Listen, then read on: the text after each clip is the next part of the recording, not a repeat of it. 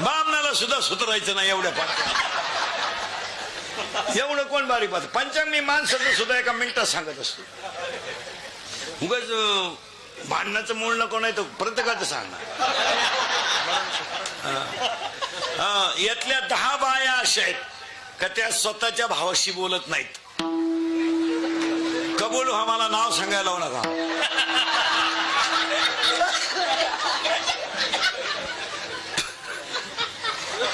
आणि 5-6 बाया अशा आहेत का त्यांनी भावाची पोरगी सून करेली.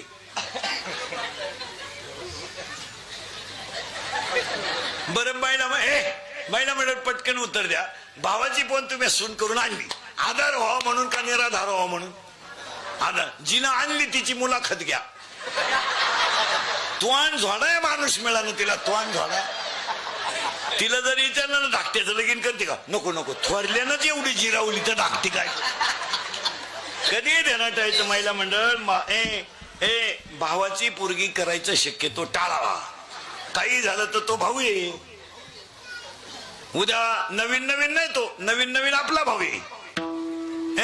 नवीन आपला भाऊ आहे. उद्या भांडण झालं तो काही झालं तर ती दुरावा तयार होतो. काही झालं तर तो तिचा बाप आहे. तो कोणाची बाजू घेईल? मुलीचीच घेणार. तो बहिणीला काय करत त्याला? तो म्हणतो आपली गुड्डीचं काय प्रॉब्लेम नाही बरं का. आपल्या बहिणीच्या डोक्यात वयामानानं फरक झाला. नाही तर गुड्डीला नाही नाव ठेवायला जागा. गुड्डी माई पहिल्यापासून नाही. गुड्डी नंबर 1. गुड्डीची नाही अडचण. पण आपली बहीण तशा गुड्डीनं गोळ्या सुरू केल्यात तिला बरं का. पण नाही कधी काही गोष्टी ठराविक काळात चालतात. ते एकमेकीला चिमटा घ्यायला लागल्या. भावाच्या करून आणलेल्या शेजारी बसल्यामुळे तो कसं काय मग कसं काय. सत्य आहे का नाही? लाईट लागली लबाड बोलायचं नाही.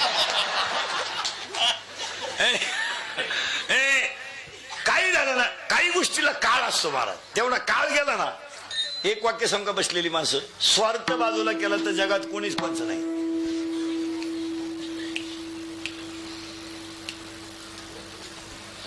स्वार्थ वाजा केल्यावर कोण असं आहे? कोणला घेणं कोणाचं? कोणला घेणं कोणाचं? कोणला आहे? रामाचा बाप बायकोच्या मांडीवर मेलाय आणि जटायू रामाच्या मांडीवर मेलाय. कोणला घेणं? रामाचा बाप बायकोच्या मांडीवर मेला. रामाची बायको पळवणारा रामाजवळ मेलाय.